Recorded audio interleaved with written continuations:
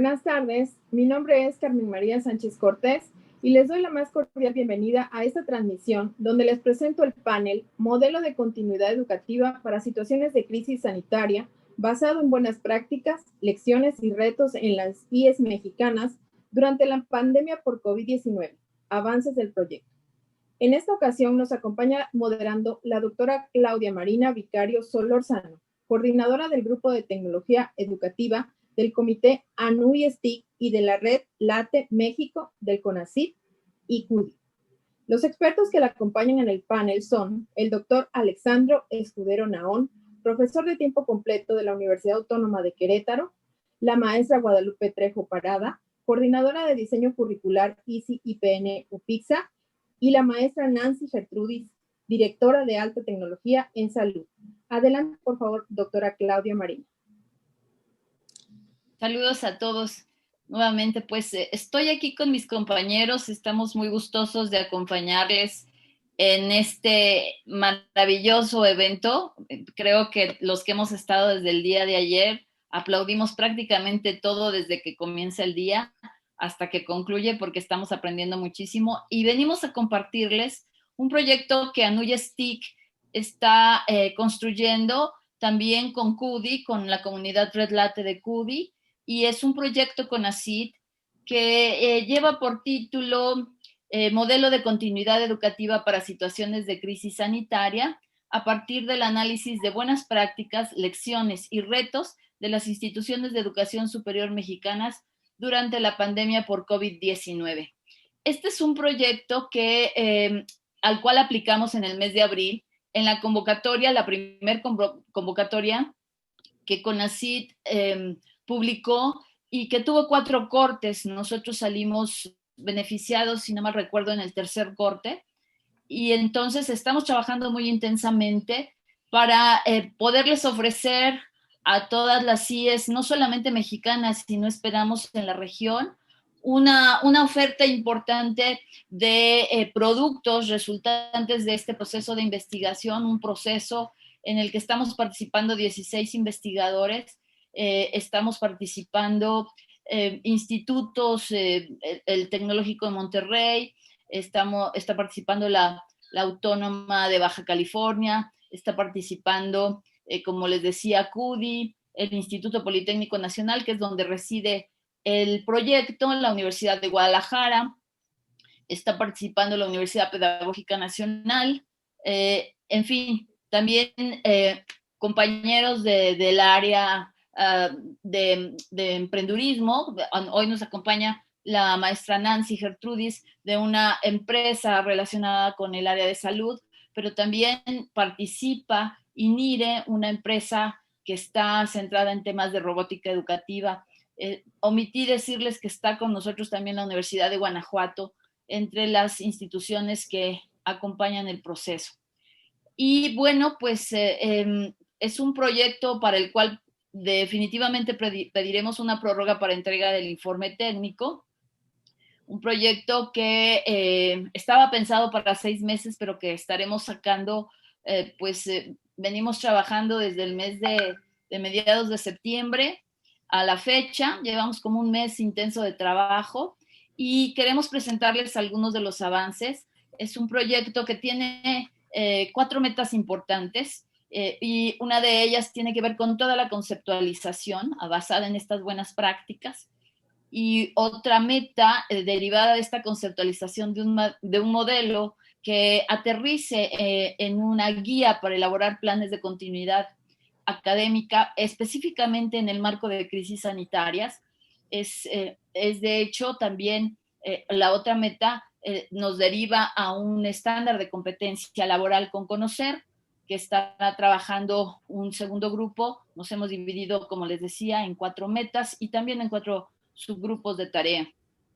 Después de hablarles de este producto del marco de competencia laboral, estaremos también compartiéndoles cómo convertiremos este modelo, esta guía, este estándar de competencia laboral en una oferta formativa, en componentes, en objetos de aprendizaje, en una arquitectura general que estamos ya configurando su su parte didáctica, su modelo de estrategia, básicamente la estrategia de intervención educativa, que estará dirigido a la alta dirección de las universidades y derivado de todo esto, bueno, toda una serie de insumos para la transferencia que estaremos compartiendo, como les digo.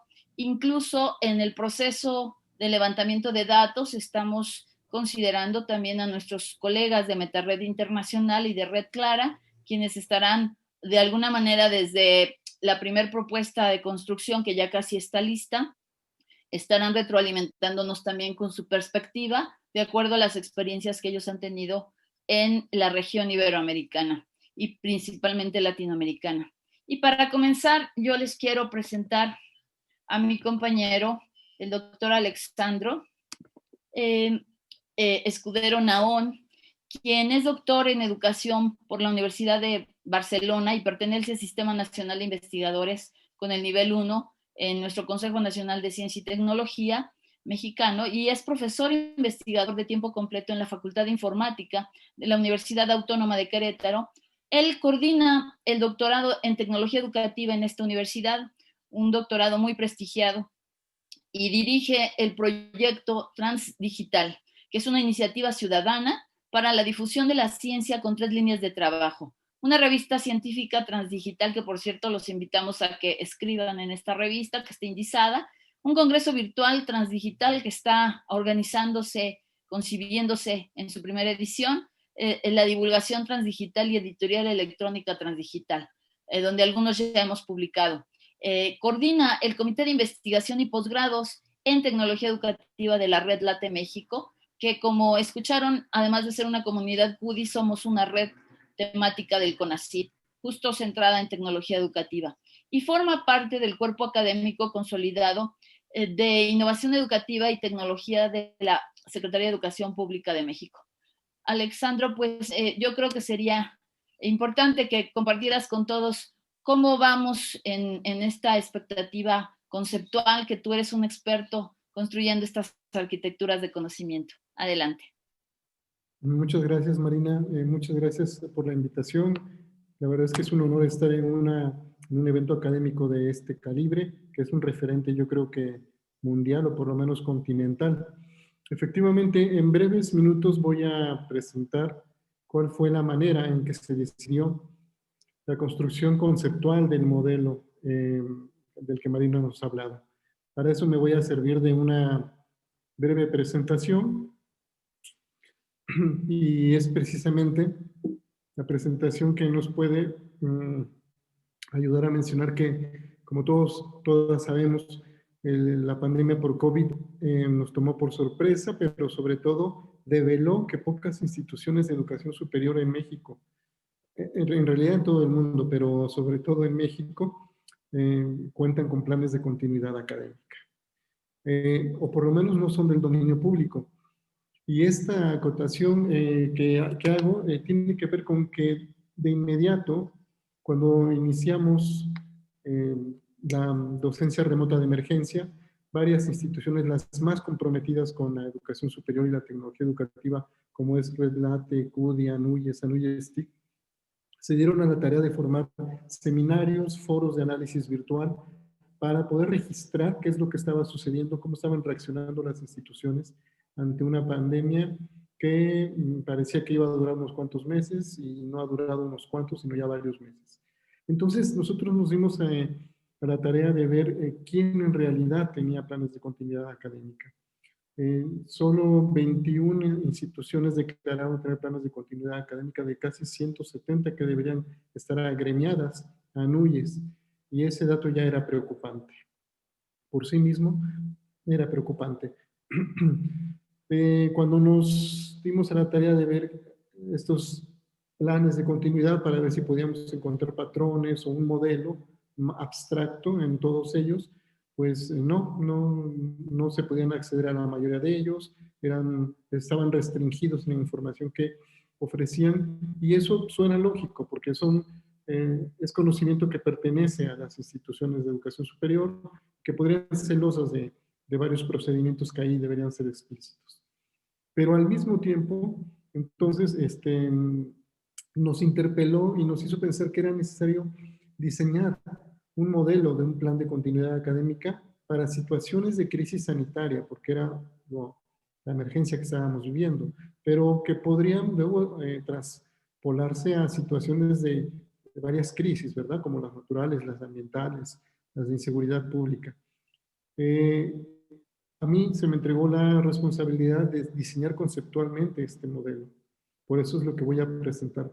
Después verán que hay otros ámbitos donde también se ha avanzado, que son ámbitos más prácticos.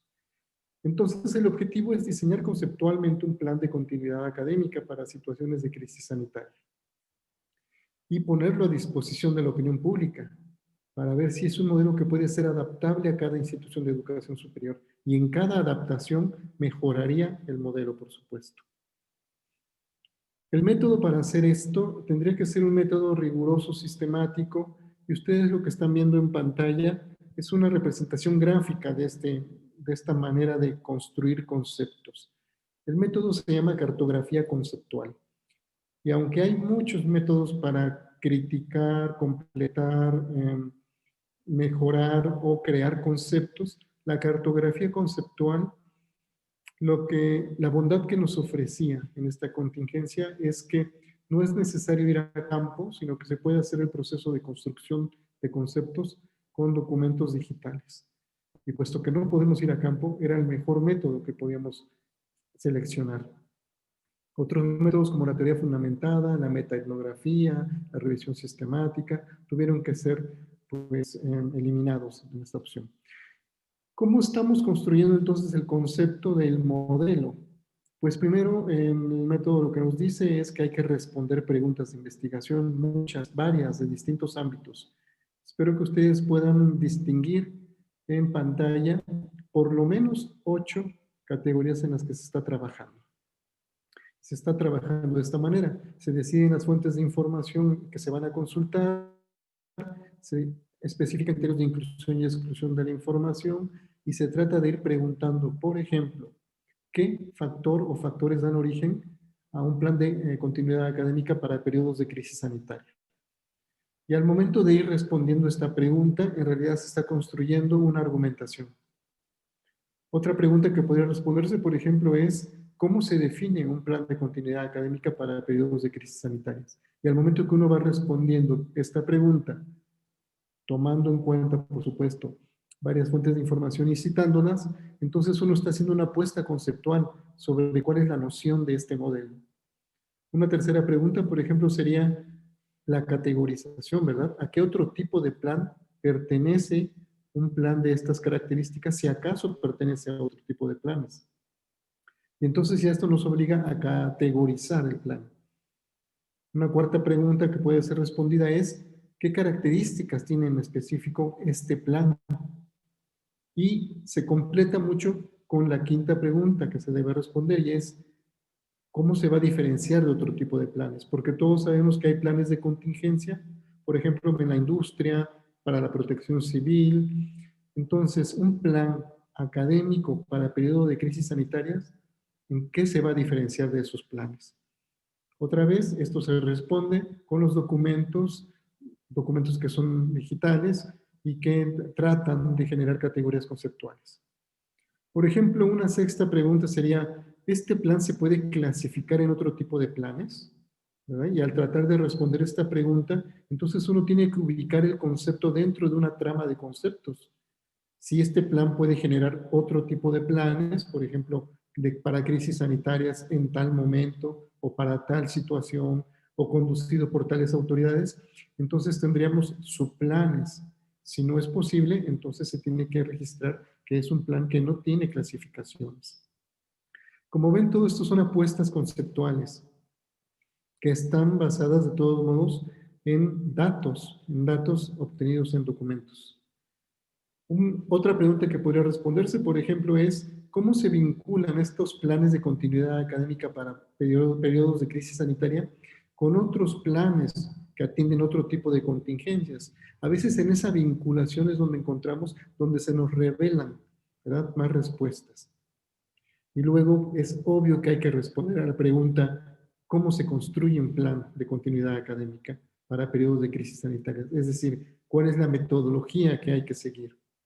Y finalmente, ejemplificarlo. Es decir, poner un ejemplo conceptual de lo que sería un plan de este tipo y cómo se puede poner a disposición de la opinión pública para que con sus observaciones, con las adaptaciones que hagan para cada institución, vaya mejorando el modelo conceptual. Bueno, como hemos dicho, existen muchos métodos de investigación documental capaces de construir conceptos, por ejemplo, la teoría fundamentada, metaetnografía, revisión sistemática, metasíntesis.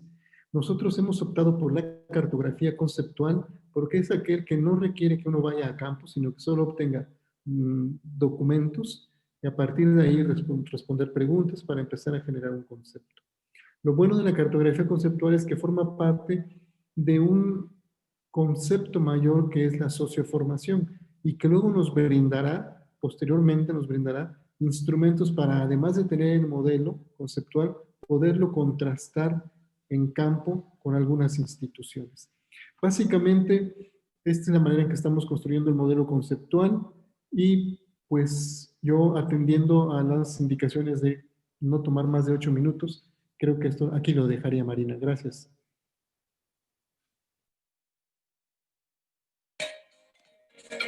Gracias, Alexandro. Perdón, algo está pasándome aquí con un segundito.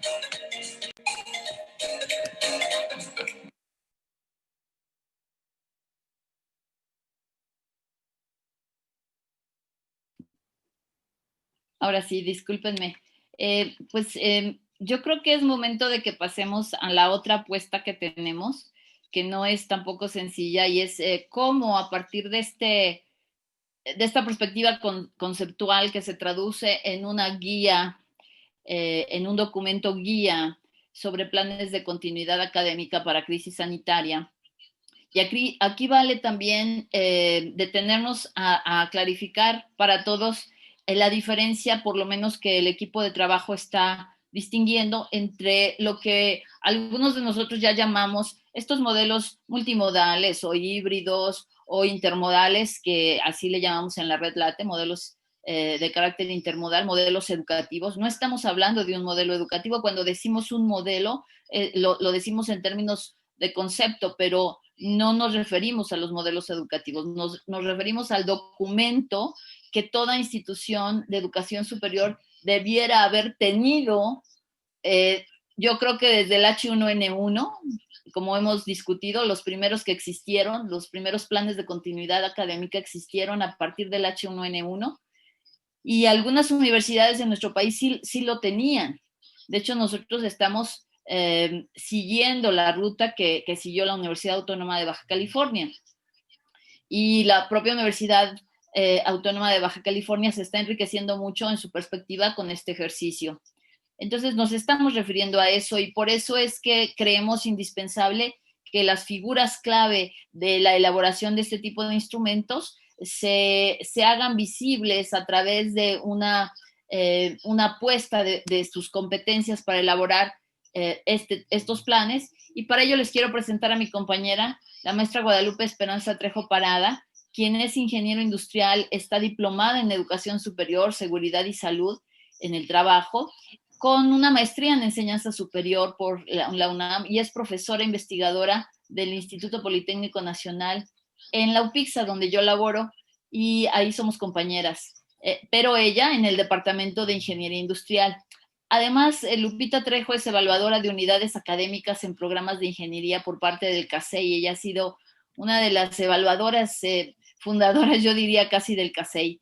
Es integrante también del Consejo Técnico del EGEL, Ingeniería Industrial en Ceneval, y responsable de actualizaciones de programas académicos en general.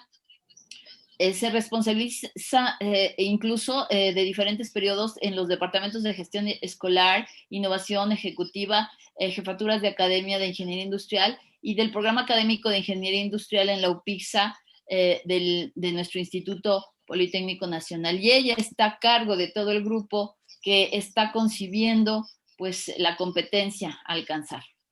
Adelante, Lupita. Gracias, Marina. Les agradezco mucho la invitación a participar en este panel, y sí es bastante interesante lo que corresponde a esto de las competencias, que quiere decir qué actividades, qué habilidades, qué destrezas tenemos para echar a andar ese plan de continuidad. De tal forma que dicho plan de continuidad, pues prácticamente nos da la oportunidad de dar ese servicio en esos procesos que tenemos durante lo que corresponde la crisis sanitaria. Y estas competencias están basadas precisamente en el modelo que estamos construyendo y que tiene como líder el doctor Alexander. Por otra parte, para nosotros es importante que se lleve a cabo la certificación de este plan y principalmente a las personas. Y aquí cabría mencionar lo siguiente: diseñar un estándar de competencia para la elaboración del plan de continuidad académica, ¿es un lujo o una necesidad? Nosotros tenemos entendido que efectivamente es una necesidad, de tal forma que esa necesidad nos va a ayudar a continuar con lo que corresponde a nuestros servicios educativos, pero para dar una respuesta que garantice esa continuidad en esos procesos. Y tenemos entendido, como mencionaba el doctor Alessandro, que hay diferentes instituciones educativas que sí tenían esos planes de contingencia, pero estamos hablando de planes de contingencia que son para actuar en caso de lo que corresponde a catástrofes en el entendido que estas tienen que ser o son por temblores, por terremotos, incendios, dependiendo del lugar en donde nos encontremos. También podemos hablar de huracanes, de tormentas tropicales. Entonces, la importancia que tiene este diseño de este estándar de competencias es precisamente para que se puedan certificar las personas que están involucradas en las acciones, en todos los sentidos, en lo que corresponde a las respuestas efectivas para continuar con nuestro servicio educativos. Por otro lado, también tenemos lo que corresponde a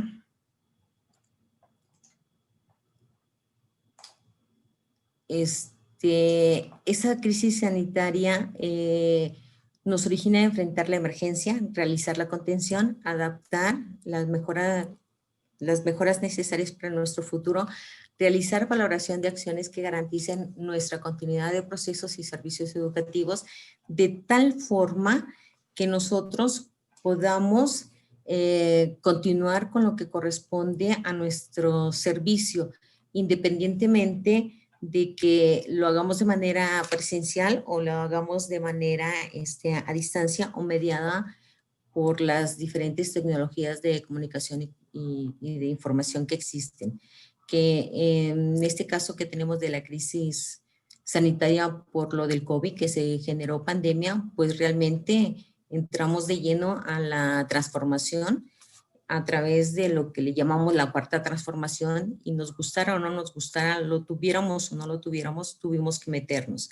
Ahora, ¿con qué bases estamos diseñando este estándar? Principalmente tenemos el plan de contingencia, que por todas las instituciones educativas que tenemos, cuando menos un programa académico acreditado, los mismos organismos acreditadores nos los están solicitando. Y este plan de contingencia, digamos que es una parte que nos valoran las instituciones acreditadoras, pues la mayoría lo tenemos. Que en este caso, como ya todos sabemos, no los echamos a andar adecuadamente o empezamos a detectar que teníamos ciertas dificultades. Hay instituciones educativas, las mínimas, que en un momento dado nos pueden compartir sus buenas prácticas, y esas buenas prácticas, lecciones y retos en las instituciones, las podríamos adaptar a nuestra propia institución o en un momento dado seguir esas buenas prácticas. Por otra parte, también consideramos que las normas oficiales mexicanas son importantes, y no nada más las mexicanas, sino también las internacionales, como es el caso de Protección Civil, como es el caso de lo que corresponde a la Secretaría del Trabajo y Prevención Social, lo que el mismo OIS nos está marcando, dependiendo si somos una institución educativa pública o privada. Y estas normas oficiales, pues las tenemos que cumplir. Bien o mal, las hemos estado cumpliendo y hemos estado operando, pero podríamos tener mejores resultados. Por otro lado, tenemos las normas voluntarias, que son acciones que nos están apoyando para que podamos identificar cuáles son esas habilidades, esas características que debemos de tener como seres humanos para poder nosotros salir adelante y con mucho éxito en lo correspondiente a esta crisis sanitaria.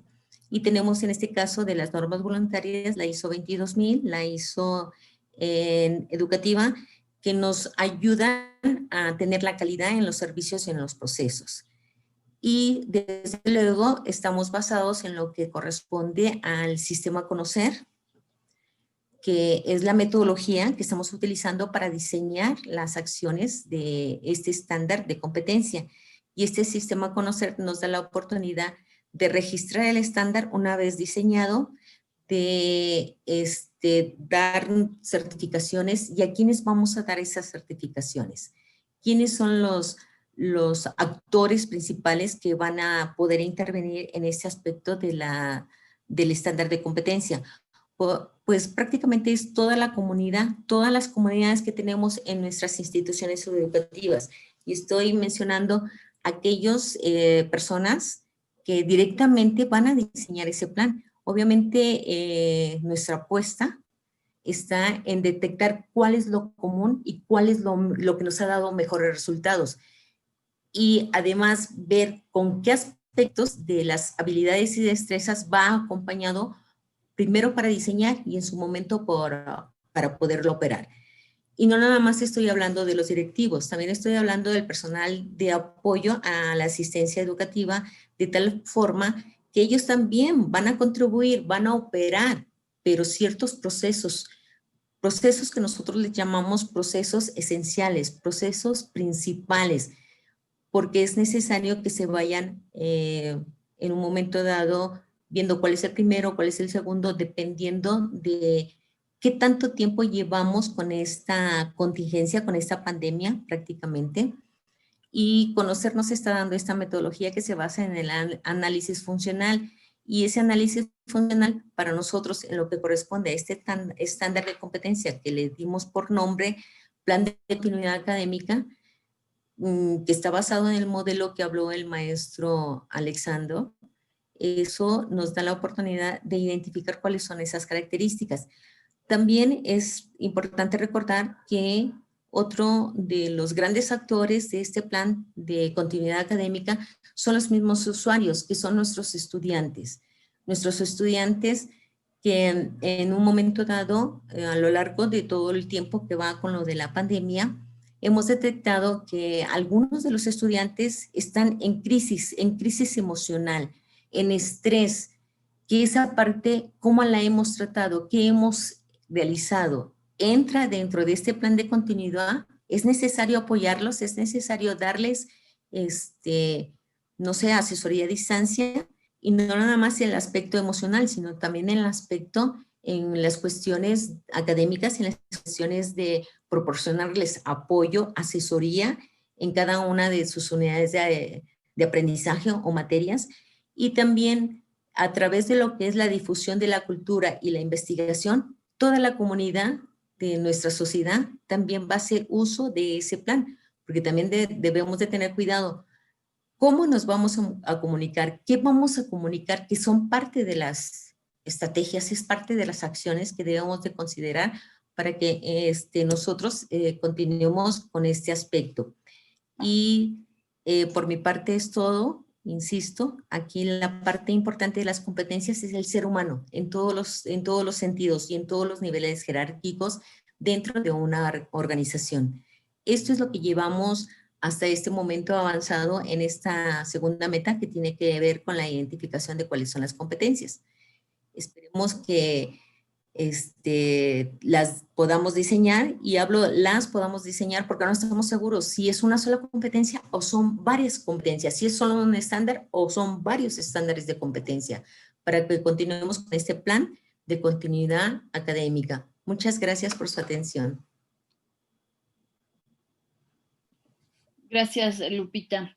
Dentro de la línea de tiempo del proyecto, hay una parte que tiene que ver con construir los objetos de aprendizaje que coadyuven justamente en capacitar a los que no tienen las competencias en este tipo de saberes rumbo a una certificación. Ahí hay otro grupo de colegas que desgraciadamente hoy ambos por situaciones médicas no pudieron llegar a tiempo, pero se encuentran bien.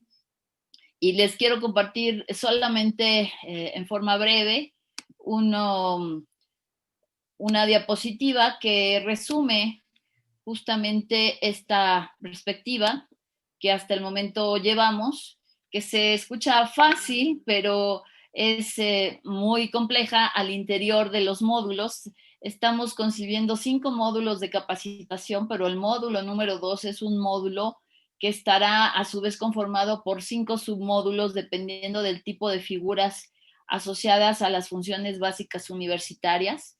Y como ustedes pueden ver, todo esto está derivando de datos importantísimos que tiene ANUYES desde el grupo de tecnología educativa con 2 encuestas aplicadas. Y de hecho ahorita, si me lo permiten, yo les quiero compartir en el chat una encuesta más que estamos pidiendo nos colaboren en su aplicación. Ahí les dejo el link. Nos ayudaría mucho que la pudieran contestar. Y estamos a punto de realizar los grupos de enfoque en el marco del trabajo del Comité ANUYES TIC. Llevamos casi 20 sesiones de transmisión de un seminario asociado con la gestión de la tecnología educativa, donde más de 30 universidades nos han dado sus testimonios, y también estamos con el apoyo de las universidades documentando lo que fueron sus estrategias de continuidad en el mismo micrositio de recursos ANUYES TIC, que les invitamos a conocer, y que han inspirado a muchas otras instituciones que no habían tomado cartas en el asunto en cierta forma sistémica. Se inspiran en estos casos de éxito o de fracaso, porque ahí se ventilan generosamente todas estas lecciones aprendidas. Y retomando de todo ello es que estamos armando las arquitecturas, tenemos identificados a los líderes, a los expertos en estos casos exitosos o terribles, y estamos construyendo al interior del diseño didáctico, no solo curricular, sino también tecnoeducativo, un diseño instruccional que esperemos pronto ustedes conozcan a partir del año próximo. En el compromiso que tenemos previsto, aunque no necesariamente planteado, hay una aspiración en donde estamos haciendo pruebas de concepto con diferentes alternativas que las universidades han encontrado como caminos para su continuidad, sobre todo en el componente de la planeación, pero de la docencia. Y vamos desde lo más limitado, ¿no? que tiene mucho que ver con el uso de celulares con poca capacidad de nuestros estudiantes en regiones marginadas que se van a las zonas de acceso a Internet público para poderse conectar y entregar tareas o bajar contenidos, hasta experiencias muy evolucionadas de inmersión virtual, ¿no? Con lentes de realidad virtual en ambientes totalmente, incluso ya hasta basados en avatares, que los hay en México. Tenemos, por ejemplo, el caso del Tecnológico de Monterrey, donde tiene ofertas totalmente en este tipo de mundos inmersivos. Y en esa gama de posibilidades hay un reto muy particular que volteamos a ver como equipo de investigación, y es el reto de la educación hospitalaria.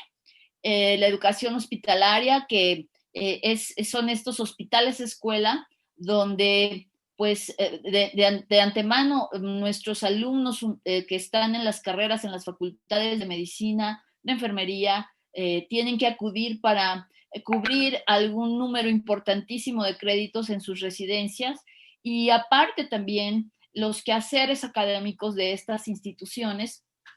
Y para ello le voy a dar la palabra a mi compañera Nancy Gertrudis. Denme un segundito, nada más déjame encontrar dónde dejé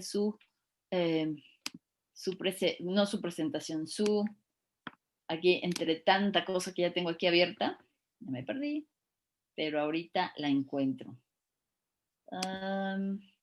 Si no es Nancy, me voy, ya la encontré. Mi compañera Nancy Gertrudis, que es ingeniera biomédica, que es egresada orgullosamente del Politécnico Nacional como yo, y que tiene estudios de maestría en Derecho de las Tecnologías de Información y Comunicación. Ella ha participado en el desarrollo de sistemas de información en el sector público y privado, desarrollando modelos para diferentes servicios como la lista nacional de espera de trasplantes, telemedicina y el expediente clínico electrónico. Ha colaborado en acuerdos de cooperación en iniciativas de salud digital con organismos nacionales e internacionales como la CEPAL, la ONU, la OPS y la Unión Europea, entre otros. Ha sido asesora invitada de la OMS en la División de Dispositivos Médicos para el análisis de los retos de integración biomédica en el entorno de salud digital. Y ha sido becaria del gobierno canadiense para especialización profesional en evaluación de tecnologías en salud.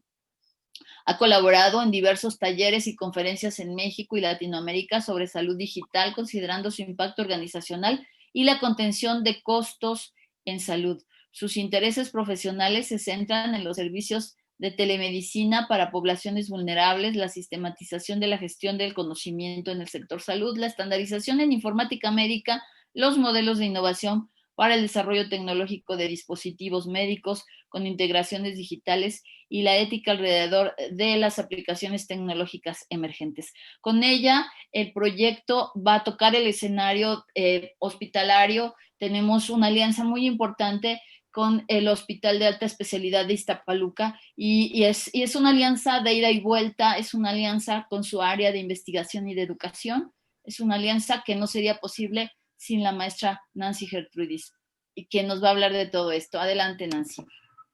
Muchísimas gracias, Marina. Antes que nada, también muchas gracias por tener la oportunidad de presentar esta primera experiencia justo en la discusión de cuáles son las acciones que un hospital escuela ha hecho en tiempos de COVID, y tengo la oportunidad de presentar la experiencia que tenemos con el Hospital Regional de Alta Especialidad de Iztapaluca, un hospital que fue, por sus características de especialidad y su infraestructura, fue designado como centro COVID, como hospital COVID.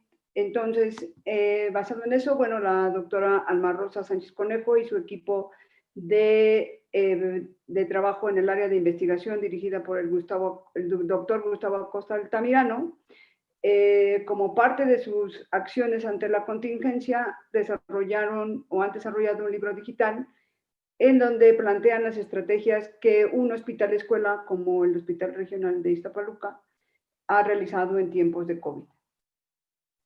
Para esto es importante tener presente que el sistema de salud es un sistema que en general está acostumbrado al aprendizaje, está en aprendizaje continuo. Tiene programas diseñados para la crisis discreta. Y ahorita vamos a ver cómo es la diferencia con respecto al tema COVID. Y también es un servicio esencial siempre en casos de desastres. Pero ¿qué pasa en el escenario COVID? El escenario COVID le plantea un reto adicional al sistema de salud. Es una situación única. También los recursos vitales son de los recursos humanos y de infraestructura, ¿no? Sobre todo aquellos servicios de emergencia y hospitalización, que requieren la continuidad de los servicios de atención médica en urgencias y las atenciones programadas. Adicionalmente, pues, como mencionó la maestra Marina, pues son centros de formación de los especialistas médicos, de los médicos generales, Y bueno, tiene también el reto ante ese escenario del COVID de brindar continuidad a los servicios de investigación y formación académica.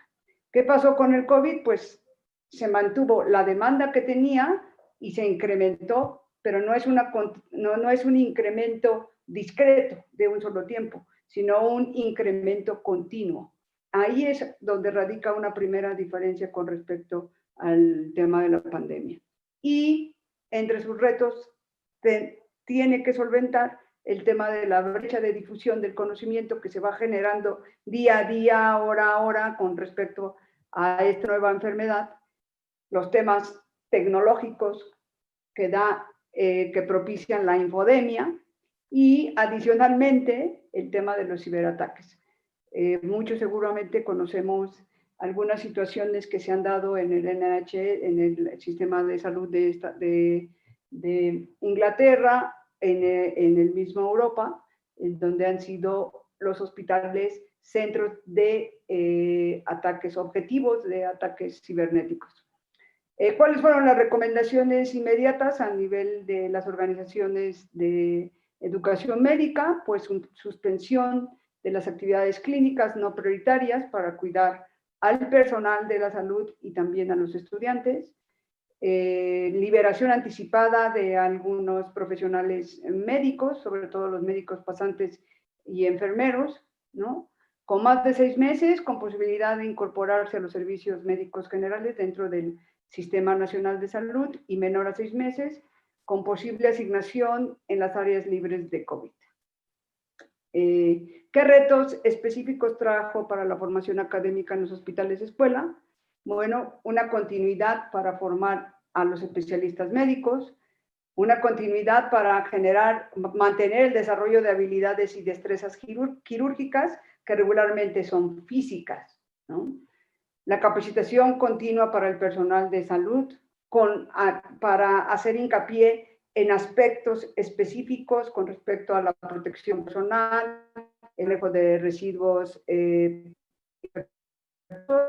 apoyo a los familiares, el apoyo a las personas en general los pacientes y sus familiares y a la sociedad en general.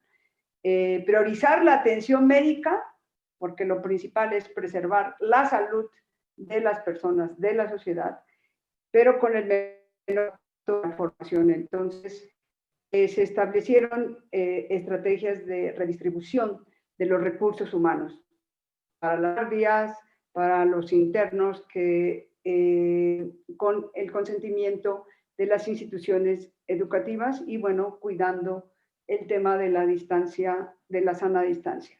Entonces, se realizó la redistribución de recursos humanos para la capacitación y el entrenamiento, como vimos, homologar los conocimientos y estandarizar los procesos de atención clínica, que ahí juega un papel relevante lo que nos han comentado los especialistas en educación y tecnología que me han precedido, los cursos teórico-prácticos orientados a la atención respiratoria por la situación de la pandemia y con hincapié en reducir los riesgos de contagio tanto para el profesorado, los estudiantes y los pacientes.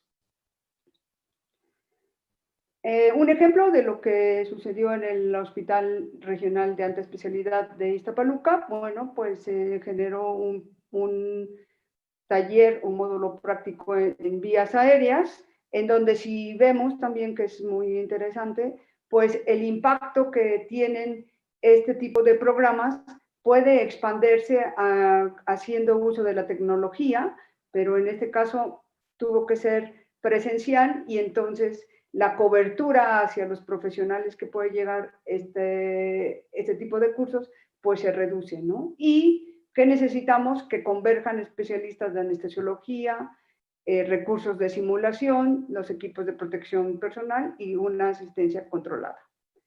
¿Qué recursos inmediatos utilizó el Hospital de Alta Especialidad y su área educativa? Pues clases virtuales, sesiones hospitalarias virtuales, las sesiones semanales.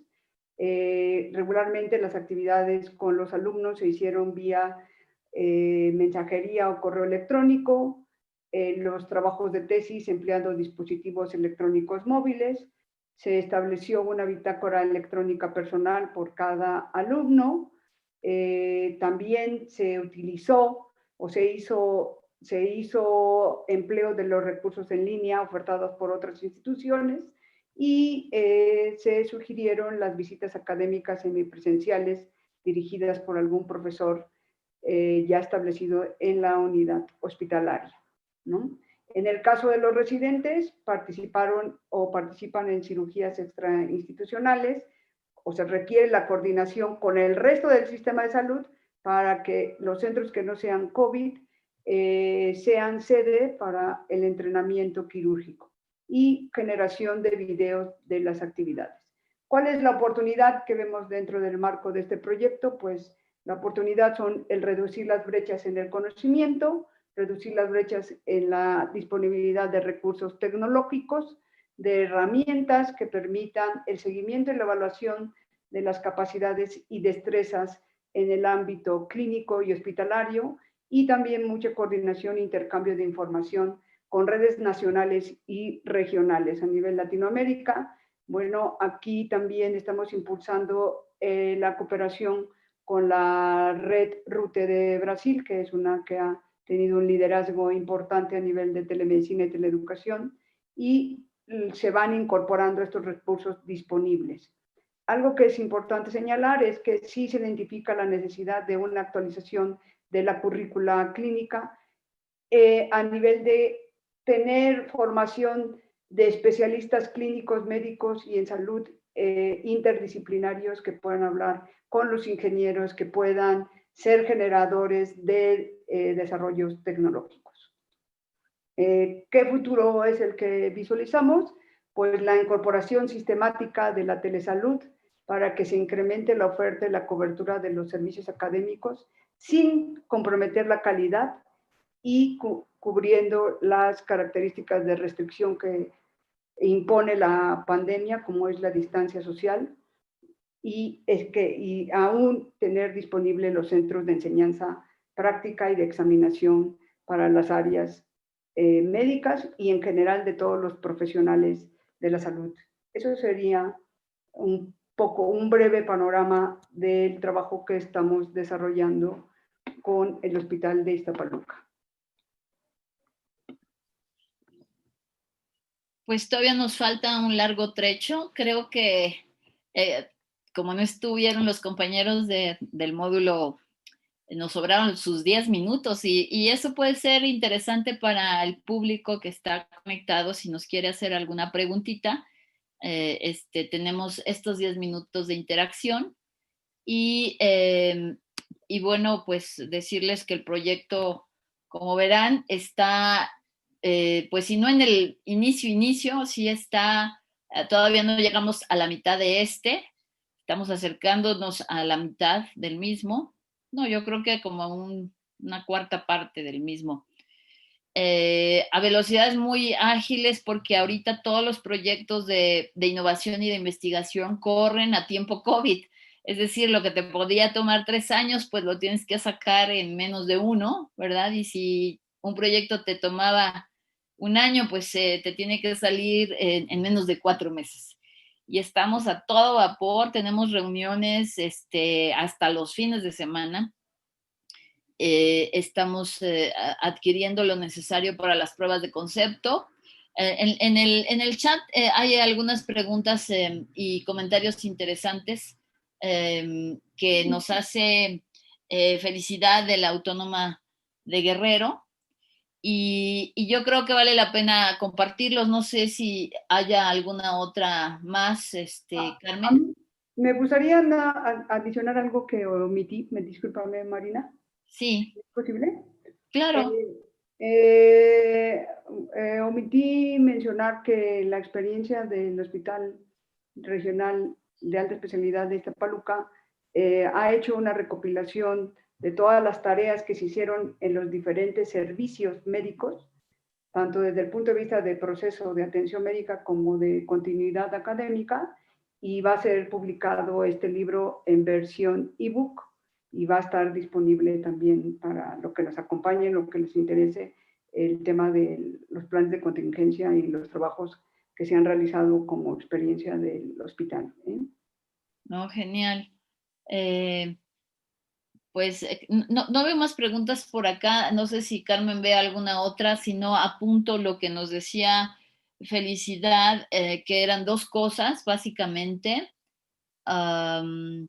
que tienen que ver bueno, entre preguntas y reflexiones. Ella nos decía, parece que lo que sistemáticamente se escucha en estos espacios de conferencia, entre los paneles, entre los conferencistas, es pues el gran reto de la formación de profesores. Y nosotros que estamos en medio de este proyecto, les podemos decir que ese no es el mayor de los retos.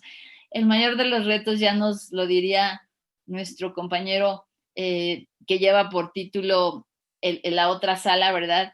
Luis Alberto Gutiérrez Díaz de León, es la transformación digital de las instituciones en pleno. Toda la parte que tiene que ver con todos los procesos para la continuidad del servicio educativo. Ese es el verdadero gran reto institucional, solo que algunos de nosotros, dado que no somos los rectores, dado que no estamos atrás de un escritorio o del back office atendiendo los servicios educativos, por ejemplo, de constancias o de becas o de titulación, pues no nos damos cuenta, pero toda la maquinaria educativa se ve afectada en su continuidad del servicio educativo, sobre todo cuando no se tenía pensado cómo actuar en casos de crisis sanitaria. Y bueno, pues avanzando también con su otra reflexión o pregunta que tiene conexión con el tema de docencia, estos retos que tienen que ver con los simuladores, yo profundizo diciéndoles que así como mencioné que nos estamos yendo a escenarios muy limitados y escenarios muy avanzados, bueno, en el Inter, uno de los nudos, sí, ahí sí, académicos, pero también de servicio, son los laboratorios. Los laboratorios, sobre todo de ciencias experimentales o de algunas disciplinas muy especiales, ¿verdad? Que son el corazón mismo de la formación profesional. Y ahí hay una serie de soluciones que ya existen. Una de las partes maravillosas de estar consorciados en ANUYESTIC es que con este consorcio que no solo es nacional, sino que termina siendo internacional, MetaRed, tenemos también acceso a una gran cantidad de soluciones, no solamente de las grandes empresas que están siempre atentas a lo educativo, sino también de pymes, una industria de pymes emergente en el área educativa que está surgiendo en Latinoamérica, y en ese sentido, hay una colección de propuestas que estamos de hecho ya en vías de hacer sus pruebas de concepto para a las instituciones que no habían considerado, por ejemplo, sus laboratorios virtuales, que tienen retos con sus centros o laboratorios de idiomas, ¿no? Que también es un tema que muchas universidades tenemos como compromiso con nuestros alumnos, poderles brindar lo necesario para que se mantengan sus servicios. Pero hay otros procesos como el de servicios escolares, incluso las compras, mucho que atender ahí también. Me dice Gabriela que hay una pregunta de Luis Manuel Fernández, que felicita a la maestra Nancy sobre telemedicina y que quiere saber la opinión de la maestra sobre el comentario común de muchos colegas de disciplinas como la ingeniería, matemáticas, química, que suelen decir que hay grandes limitaciones de la modalidad de e-learning. Y a mí me parece que esta pregunta es muy, muy pertinente y podrían contestarla todos los panelistas. También nos pregunta Nélida Solana, del Colegio de Posgraduados del Campus Tabasco, que si consideran la opinión de los alumnos para el desarrollo del modelo de continuidad. Y hasta ahorita no estamos considerando el tema de los alumnos. Justo fue un punto que salió el martes.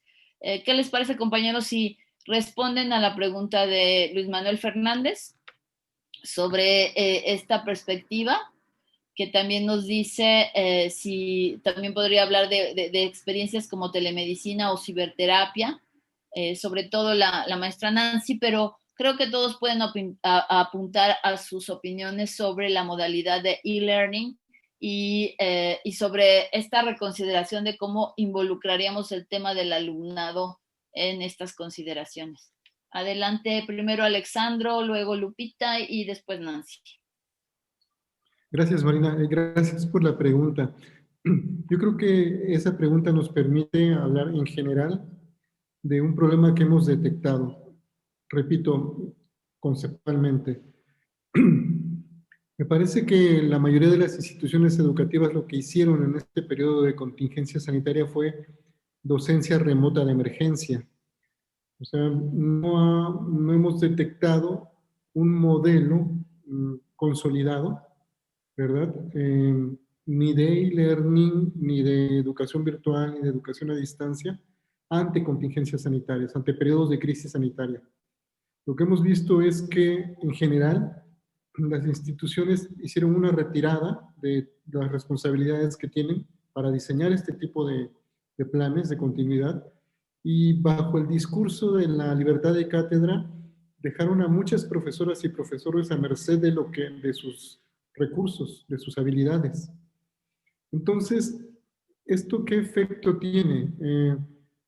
Lo que está pasando es que la mayoría de la comunidad educativa cree que estamos en educación virtual, educación a distancia o educación en línea, cuando no es así. Y eso está generando cierta antipatía ante esos modelos, porque la verdad es que han abierto muchas brechas.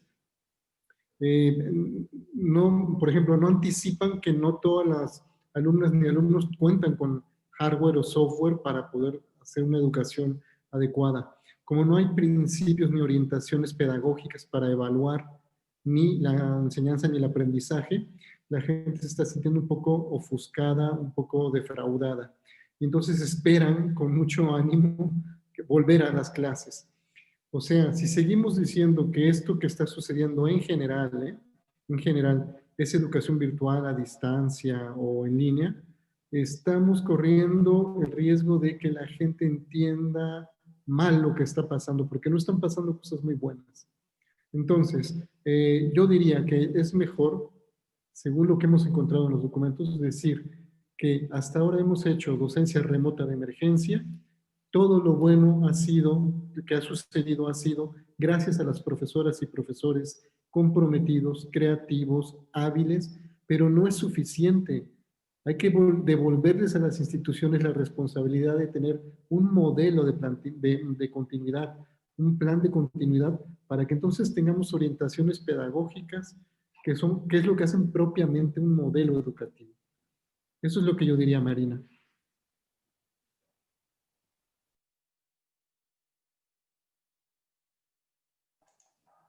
No se te escucha, Marina. No, Mariana, no se te escucha. Les digo que nos queda un minutito, apurémonos a cerrar. Gracias, Lupita, perdón. Bueno, por nuestra parte, en relación a las competencias, sí estamos considerando el aspecto de los alumnos, y no nomás de los alumnos, sino también de los maestros. Yo hablaba que probablemente este plan de continuidad académica no era una sola competencia o un solo estándar, sino podrían ser varios. Y en esos varios, uno de los aspectos que nos ha estado saltando bastante en esta búsqueda de características de habilidades y destrezas que debemos de tener, tanto como docentes, como estudiantes y como directivos y personal, desde luego, de apoyo a la docencia, es precisamente lo que mencioné hace rato, que estábamos sometidos a estrés. Y recordemos aquí algo interesante. La escuela, una de las funciones básicas de lo que es la escuela como tal, es la convivencia. Esas zonas de desarrollo próximo que maneja Vygotsky nos ayudan mucho no a determinar cuál va a ser mi conducta, pero sí va a determinar cómo debemos de hacer esa convivencia, cómo es ese aprender a ser. Y ese aprender a ser está modificándose porque ya estamos adentro de la cuarta transformación, con o sin competencias, sin habilidades, ya estamos dentro de ella. Y como hemos detectado, todos hemos hecho lo que hemos podido, desde luego en nuestro respectivo nivel. Entonces, sí lo estamos considerando. Hablar de competencias es hablar del ser humano que es un ente biológico, que es un ente psicológico, que es un ente social y que todo está inmerso en uno mismo, en todo nuestro texto, y de ahí la importancia de determinar si definitivamente se va a poder diseñar un estándar de competencia, y ese estándar de competencia en e-learning, entre comillas, ¿qué características requerimos específicamente para estos procesos de enseñanza-aprendizaje como académicos, como docentes, e ir construyendo las acciones formativas en diferentes licenciaturas? Eso es lo que nosotros hemos detectado. Gracias. Gracias. Y maestra Nancy. Sí, mira, la experiencia, lo que vemos a nivel hospitalario, a nivel clínico, nos pone en evidencia la brecha que hay en los temas, particularmente en nuestro país, en informática clínica y informática hospitalaria.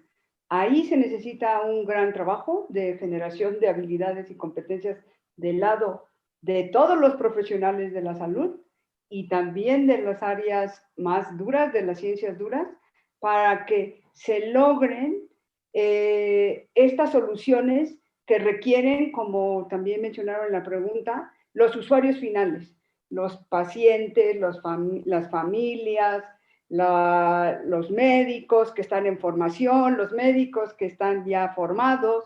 Entonces, sí, desde el punto de vista del ámbito de salud, sí hay una brecha muy grande en el caso de la informática médica y se puso de manifiesto cómo es importante ese desarrollo. Los países que tenían un poco más de desarrollo en esa área pudieron solventar, no digo que bien porque nadie estaba preparado para esto, pero pudieron solventar con otras habilidades y con otros recursos la formación de sus estudiantes y también la atención médica a distancia.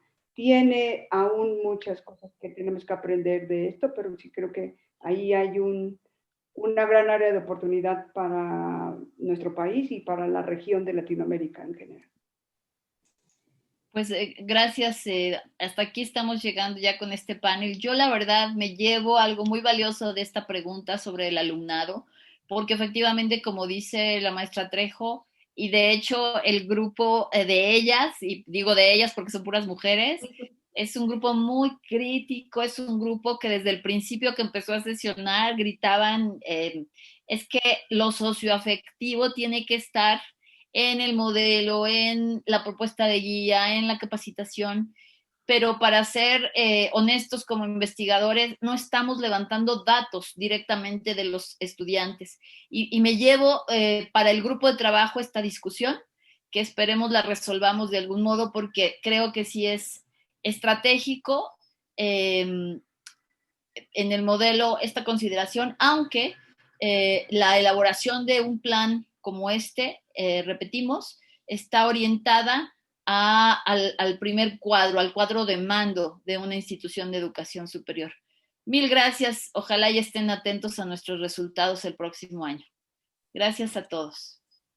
Agradecemos la colaboración de nuestros participantes y les informamos que en breve les harán llegar la constancia de su participación en este encuentro. Buenas tardes. Buenas tardes y muchas gracias.